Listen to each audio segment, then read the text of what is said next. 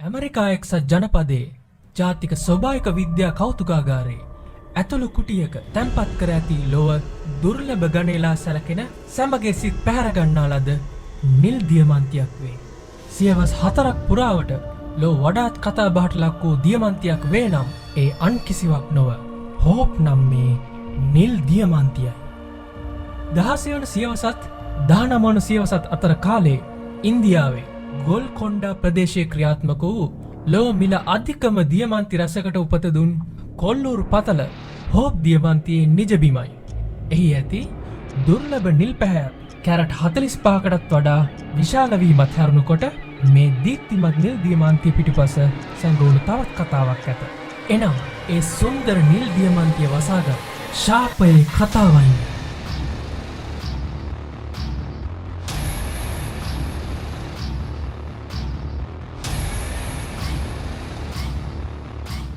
ජනප්‍රවාදවලට අනුව ඉන්දීය දෙව්දුවක වූ සීතාගේ පිළිරුවක ඇසකට මෙම නිල් දියමන්තිය ඔබවා තිබූ බව කියවේ.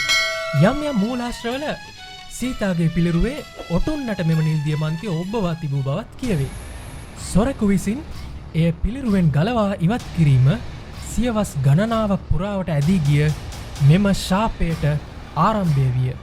ශාපයට අනුව දියමන්තිය අත්පත් කරගත් තැනැත්තාට අවාසනාවන්ත සිදුවීම් රාශියකට මුහුණදීමට සිදුවීම හෝ මරණයට පත්වීමට සිදුවනු ඇත. හෝප් දියමන්තිය පිළිබඳ තොරතුරු වාර්තාවීම ආරම්භ වන්නේ 1666 දී ප්‍රංශ ජාතික වෙළෙන්දකු වූ ජෝන් බැප්ටිස් ටෙවනියර් දියමන්තිය තමා සතු කර ගැනීමත් සමගිනි. ඔහු ඉන්දියාවේදී දියමන්තිය මිලට ගත්තාද? එසේත් නැත්නම් ජනප්‍රවාදයට අනුව සීතාගේ පිළිරුවෙන් දියමන්තිය ගලවා ගත්තාද යන්න නිශ්චිතවම කිව නොහැක. කෙසේ නමුත් කෙටි කාලයකින් නැවත ප්‍රංශයට පැමිණි ඔහු නිල් දියමන්තියද ඇතුළුව තවත් වටිනා මැණික් ගල් වර්ග රැසක් ප්‍රංශයේ එවකට රජ කර 14 වෙනි ලුවී රජුට විකුණන ලදී. දියමන්තිය කපා ඔප දැමීමට පෙර එහි විශාලත්වය කැරට් 112ත් 115ත් අතර විය. පසුකාලීනව රුසියාවට සංක්‍රමණය වූ ටෙවනියර් එහිදී මිය ගිය බව කියවේ. ඒත් ශාපය පිළිබඳ විශ්වාස කරන ඇතැමුන් රුසියාවේදී ඔහුව බල්ලන් සපා කෑමෙන් අවාසනාවන්ත මරණයට පත් වූ බව කියති.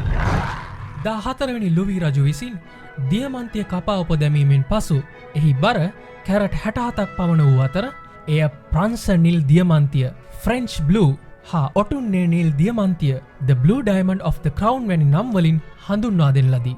14 වෙනි ලුවී රජුට හෝ ඔහුගෙන් පසු දියමන්තිය හිමි වූ 15 වෙනි ලුවී රජුටද සාපය පළදුන් බවට කිසිදු සඳහනක් ඉතිහාසයේ සඳහන් නොවේ. කෙසේ නමුත් ඉන්පසු දියමන්තිය හිමි වූ 16 වෙනි ලුවී රජුගේ ඉරණම ඊට හාත්පසින් වෙනස් එකක් විය.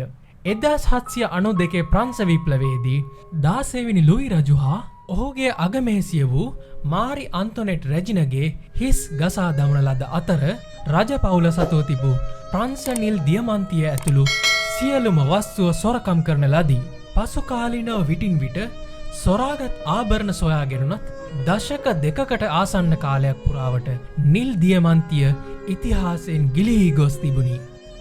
1812 දී ජෝන් ෆ්‍රන්සීලියන් නම් වෙළෙන්දකු විසින් ප්‍රංශ නිල් දියමන්තිය ඒ අයුරින්ම ලන්ඩනයේ දියමන්ති වෙළෙන්දකු වූ ඩැනියල් එලයිසන් සතුව තිබෙන බව සඳහන් කර ඇත. එයින් පසු නැවතත් ප්‍රංශ නිල පිළිබඳව අසන්නට ලැබෙන්නේ 1839 වර්ෂයේදී ලන්ඩන් නුවරිනි. ඒ තව දුරටත් කපා ඔපමට්ටම් කිරීමෙන් පසු කුඩා වූ දියමන්තියක් ලෙසිනි.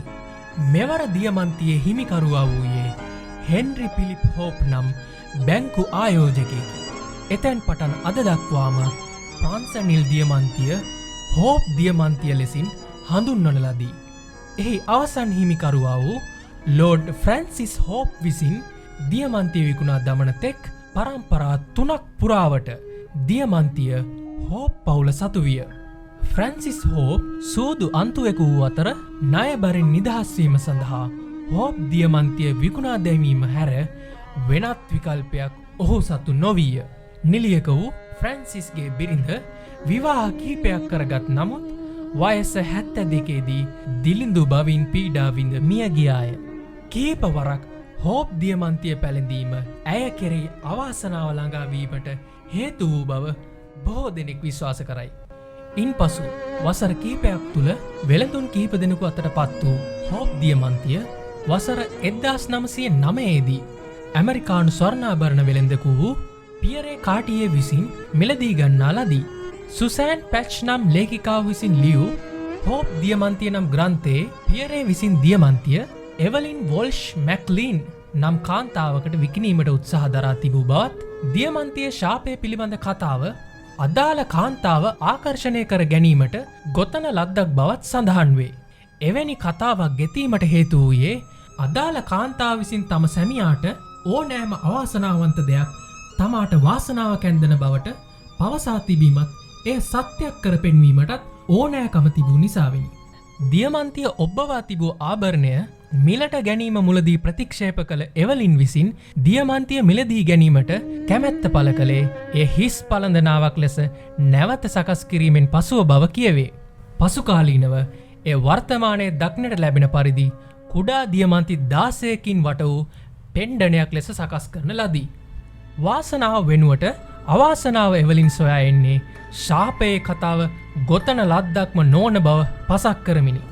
ඇගේ වැඩිමාල් පුතු වයස අවුරුදු 9ේදී රියා අනතුරකින් මරණයට පත් වූ අතර දියණිය 25 වැනි වියේදී සිය දිවිහානි කරගන්නා ලදී.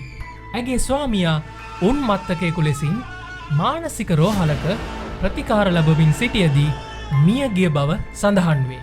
1948දී හැරි වින්සන් සමාගම විසින් එවලින් මැක්ලින් සතු ආභරණ එකතුව මිලදී ගන්නා ලද අතර වසර 10ක් පුරා හෝප් දියමන්තිය පුණ්‍ය කටයුතු සඳහා මෙන්ම උත්සව අවස්ථාවලදී ප්‍රදර්ශනය කෙරිණි. 1958දී හැරි වින්සන් විසින් දියමන්තිය වර්තමානයේ තබා තිබෙන ලොව විශාලතම කෞතුකාගාර හා පර්යේෂණ සංකීර්ණය වන ස්මිත්සනියන් ආයතනයට පරිත්‍යාග කරන ලදී. ඔහු විසින් ලියාපදිංචි තැපෑලින් දියමන්තියවා තිබූ බව මූලාශ්‍රවල සඳහන් වේ.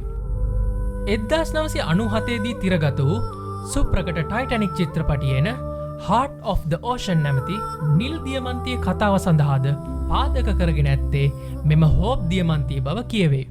අවසානයට දියමන්තිය භාර වූ ස්මිත්සනියන් ආයතනයේ කිසිවෙකුට ශාපයෙන් බලපෑමක් නොවූ නමුදු දියමන්තිය ස්මිත්සනියන් ආයතනයට රැගෙන ජේම්ස් ටොඩ් නම් ලිපි බෙදන්නා අනතුරකට ලක් වූ අතර කෙටි කාලයකින් ඔහුගේ බිරිඳ හා සුරතලාමිය ගිය බව කියවේ. එතකින්ද නොනැවති ගින්නකට හසුව ඔහුගේ නිවසද විනාශ වන්නේ මේ සොඳුරු දීප්තිමත් නිල් දියමන්තිය වසාගත් ශාපය සත්‍යයක් වන බව නැවත නැවතත් පසක් කරමි.